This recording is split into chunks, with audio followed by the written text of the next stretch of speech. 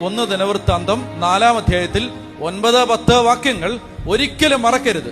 എന്ത് ചെയ്യണം? എല്ലാ ദിവസവും ഞാൻ കുട്ടികളുണ്ടല്ലോ, നമ്മുടെ കുഞ്ഞുമക്കൾക്കെല്ലാം ഒരു കാര്യം പറയാം.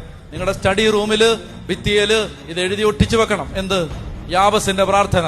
എന്നിട്ട് എല്ലാ ദിവസവും പഠിക്കുന്നതിന് മുമ്പ് ഇത് ചൊല്ലണം. ഒറ്റത്തവണ ചൊല്ല്. കർത്താവേ, എന്നെ അനുഗ്രഹിച്ച് എന്റെ അതിരുകൾ വിസ്തൃതമാക്കണമേ. എന്നെ അനുഗ്രഹിച്ച് എന്റെ അതിരുകൾ വിസ്തൃതമാക്കണമേ. അങ്ങയുടെ കരം എന്റെ കൂടെ ഇരിക്കുകയും എല്ലാ വിപത്തുകളിൽ നിന്ന് എന്നെ കാത്തുകൊള്ളുകയും ചെയ്യണം. ഇത് പ്രാർത്ഥിക്കും. നിങ്ങൾ മുതിർന്ന ആളുകൾ, നിങ്ങൾ പോകുമ്പോ വീട്ടിൽ നിന്ന് പുറത്തേക്ക് പോകുമ്പോ അതെവിടെയെങ്കിലും കാണാവുന്ന രീതിയിൽ ഇതൊന്ന് എഴുതി വെക്ക്. അതൊന്ന് പ്രാർത്ഥിക്കും, മറന്നു പോകാതിരിക്കും. മൊബൈലിൽ അതെടുത്ത് ഒരു സ്ക്രീൻഷോട്ടായിട്ട് എടുത്തിട്. അത് വാൾപേപ്പർ ആയിട്ട് ഇട്. കുറച്ച് നാള് അതൊന്ന് ഹൃദയത്തിൽ പതിയുന്നത് വരെ. എന്നിട്ട് ഓർക്കുമ്പോഴെല്ലാം ഇത് പ്രാർത്ഥിക്കും. എന്തെന്നറിയാമോ? ഒരു കാര്യം നമ്മൾ മനസ്സിലാക്കണം. ദൈവമക്കള് ഒരു അനുഗ്രഹമായിട്ട് ഈ ലോകത്ത് ജീവിക്കേണ്ടവരാണ്.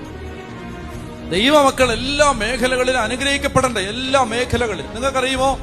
അതായത് ലോകത്തെ പേര് കേട്ട 1-ാം തരം ശാസ്ത്രജ്ഞന്മാരെല്ലാം തന്നെ, അതിലെ പ്രധാനപ്പെട്ട ആളുകൾ മിക്കവരും തന്നെ, എല്ലാന്ന് പറയാൻ പറ്റില്ല, മിക്കവരും തന്നെ ദൈവവിശ്വാസമുള്ളവരും ദൈവമക്കളും ദൈവഭയമുള്ളവരും, അതുപോലെ തന്നെ അവരിൽ പലരും, നമ്മൾ ഈ ബയോളജിയൊക്കെ പഠിക്കുമ്പോൾ അതിനകത്തെ പ്രധാനപ്പെട്ട ശാസ്ത്രജ്ഞന്മാർ ഒന്നുകിൽ അച്ഛന്മാരാണ്, അല്ലെ സന്യാസികളാണ്.